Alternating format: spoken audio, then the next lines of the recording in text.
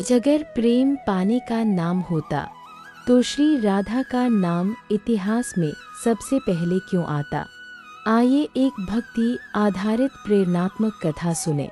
वृंदावन की शांत गलियों में एक दिन श्री कृष्ण बांसुरी बजा रहे थे।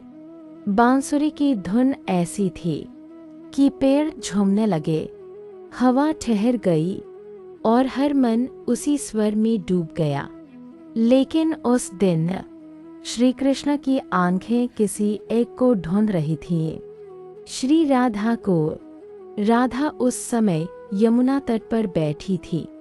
मन में कोई इच्छा नहीं, कोई प्रश्न नहीं, बस कृष्ण का नाम और कृष्ण का ही स्मरण। तभी श्री कृष्ण वहां पहुंचे और मुस्कुराकर बोले, राधे, लोग कहते हैं मैं तुम्हें बहुत प्रेम करता हूँ। राधा मुस्कुराईं और बोली, लोग क्या जानते हैं कृष्ण। कृष्ण ने फिर पूछा, बताओ राधे, प्रेम क्या होता है।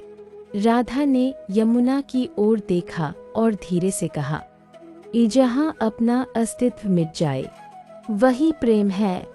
कृष्ण चुप हो गए। उन्हें समझ आ गया कि राधा का प्रेम किसी पाने की चाह नहीं, बल्कि पूर्ण समर्पण है।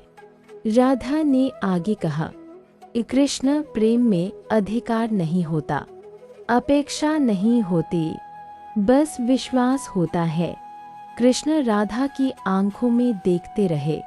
वहाँ कोई प्रश्न नहीं था, केवल समर्पण था। कृष्ण बोले, राधे, लोग मुझे भगवान कहते हैं, लेकिन तुम्हारे बिना मैं अधूरा हूँ। राधा ने सिर झुका लिया और धीमे से कहा, और लोग मुझे भक्त कहते हैं, पर तुम्हारे बिना मेरी भक्ति भी शून्य है। तभी यमुना की लहरें थम गईं। पवन ने चलना रोक दिया। कृष्ण ने कहा, आज से यह संसार जाने, राधा और कृष्ण दो नहीं, एक ही प्रेम के दो नाम हैं। और उसी क्षण प्रेम ने रूप नहीं बदला, लेकिन इतिहास बन गया। उस क्षण श्री कृष्ण ने अपनी बांसुरी राधा को दे दी और कहा, आज से मेरी हर धुन तुमसे होकर निकलेगी। यही कारण है कि आज भी जब भी कृष्ण का नाम लिया जाता है, पहली राधा बोला जाता है। राधा कृष्ण का प्रेम मिलन की कहानी नहीं, बल्कि आत्मा के परमात्मा से मिलने की कथा है। अगर जीवन में कभी प्रेम को समझना हो तो राधा बनकर प्रेम करो और कृष्ण बनकर उसे सम्मान दो। राधे राधे।